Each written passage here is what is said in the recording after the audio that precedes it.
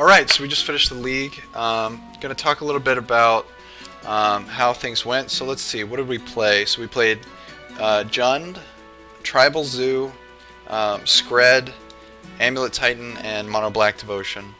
And we went 4-1. Some odd things, we were on the draw every single game. And I think there's like a 3% chance of that happening. So, I mean, there's a 3% chance, I guess, of going 5-0. But, let's see, we, like, Amulet Titan and Jund are very competitive, like, kind of tier 1 decks. And we did very well against them. Amulet Titan had some awkward draws. Tribal Zoo is just Tribal Zoo. I mean, we have a pretty good matchup against any kind of green-white deck, and green-white, like, powering through their shocks and, like, starting the game at a virtual, like, 13 or 12 is going to be punished very hard with a deck that's playing, like, 8 lightning bolts and aggressive creatures. We won against Skred, which was really nice. Game 2 in it, we played Master of Waves and just saw the inevitability. They just had nothing to interact with it, and we ignored their Planeswalker and just sat there and hit them until he was dead with Master of Waves, even through an Anger of the Gods. So we played some weird decks, but we did have two like matchups that you can expect at top tables, and we took down a very bad matchup in Skred Dragons, and I think we did it pretty nicely. Like, they didn't have bad hands or anything. We just kind of had hands that matched up better than theirs, and then we lost to Mono Black Devotion, which was a real feel bad moment. We were going for the 5-0 the very last match.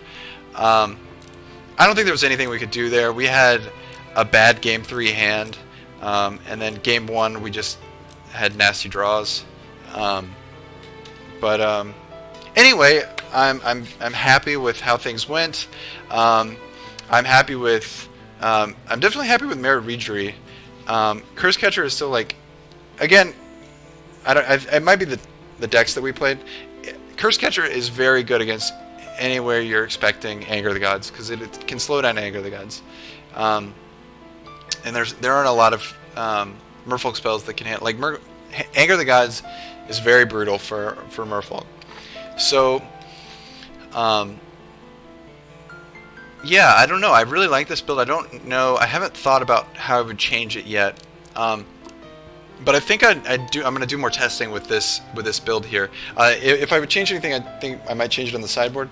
Again, it might be the cards that we played, but Master of Waves is just a good card, and we just put it in every single match. And relics feel really awkward. Honestly, 4 relics feels really awkward even in when you're playing like Dredge and stuff. I mean, obviously it's not terribly bad when you're playing against Dredge, but I liked Nikachu's decision to run surgical extractions.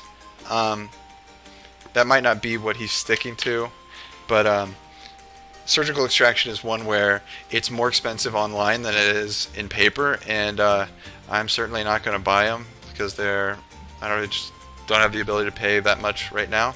You're going to be expecting to pay over $100 for surgical extractions if you want to play set, and that's almost as much as the typical Merfolk deck costs right now online.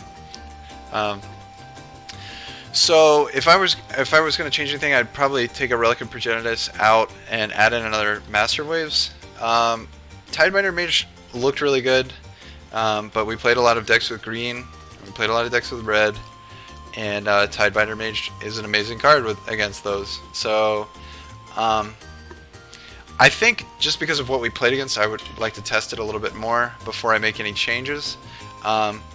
But we had a fun showing, and went 4-1, and I'm proud of how things went. So again, Boltfolk, incredibly fun to play, and I think where it's going to shine is when you're having 3 damage efficient removal spells is killing creatures off. So that's you know, the big one right now is humans and spirits. So anyway, guys, thanks for watching, and I'm looking forward to playing another one.